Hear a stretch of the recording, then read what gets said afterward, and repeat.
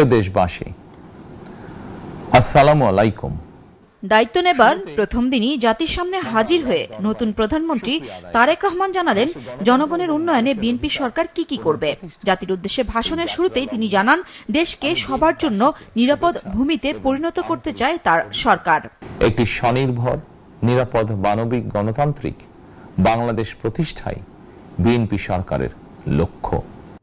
বলেন, আইন শৃঙ্খলা পরিস্থিতির উন্নয়ন, কঠোরভাবে দুর্নীতি নিয়ন্ত্রণ এবং জনগণের মনে শান্তি নিরাপত্তা ফিরিয়ে আনা সরকারের প্রধান অগ্রাধিকার।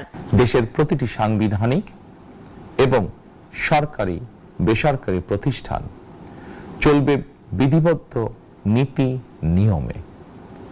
দলীয় কিংবা রাজনৈতিক প্রভাব, প্রতিপত্তি অথবা জোর জবরদস্তি নয়।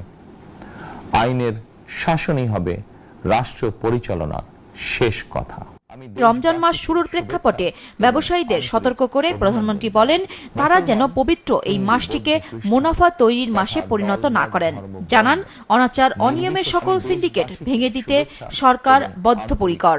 দ্রব্যমূল্য যাতে সাধারণ মানুষের নাগালের বাইরে না যায়, এ ব্যাপারে ব্যবসায়ীরা দয়া করে সতর্ক থাকবেন।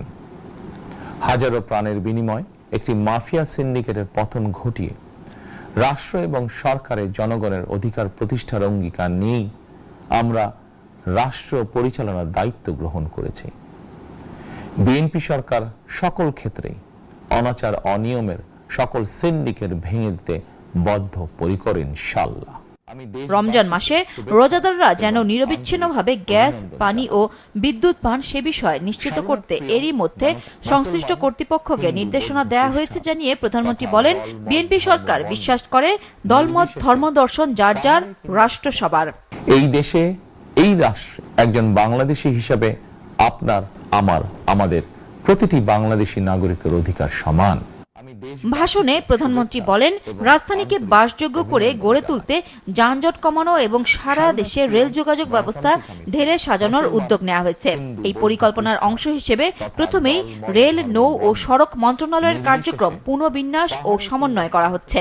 সারা দেশে রেল যোগাযোগ ব্যবস্থার সহজ, সুলভ এবং নিরাপদ করা গেলে একদিকে যেমন জনগণের শহর কেন্দ্রিক বা নগর কেন্দ্রিক নির্ভরতা কমবে, অপরদিকে পরিবেশেরও উন্নতি হবে।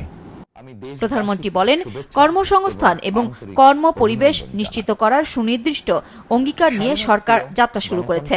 জনগণ বিএনপিকে যে সুযোগ দিয়েছে তা কাজে লাগিয়ে দলের আগের সকল অঙ্গীকার পূরণ করার দায়িত্ব এই সরকারের। আপনারা স্বাধীনতার ঘোষকের প্রতিষ্ঠিত দল বিএনপিকে ভোট দিয়ে রাষ্ট্র পরিচালনার দায়িত্ব দিয়েছেন, সকল পরিকল্পনা বাস্তবায়নের সুযোগ দিয়েছেন। এখন এই সুযোগকে কাজে লাগিয়ে সকল অঙ্গীকার পূরণ করার দায়িত্ব বিএনপি সরকারের। আমরা আমাদের পরিকল্পনা এবং প্রতিশ্রুতি বাস্তবায়নের কাজ শুরু করে দিয়েছি ইনশাআল্লাহ। অঙ্গীকার পূরণের এই যাত্রা পথে আমরা ভবিষ্যতের দিনগুলোতেও আপনাদের অব্যাহত সমর্থন প্রত্যাশা করি।